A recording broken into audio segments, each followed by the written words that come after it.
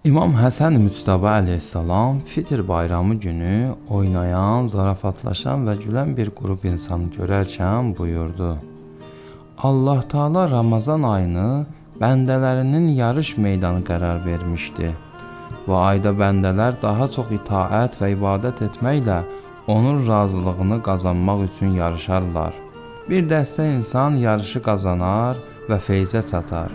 Bir dəstə insan isə tənbəllik edər, uduzar və yarışdan zərərlə çıxarlar.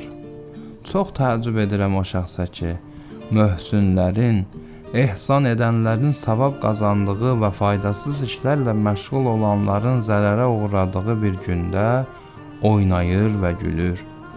Allaha and olsun, əgər pərdələr gözlərinin önündən götürülərsə, insanlar yaxşını öz yaxşılığına və pisi də öz pisliyinə çatdığını görərdilər.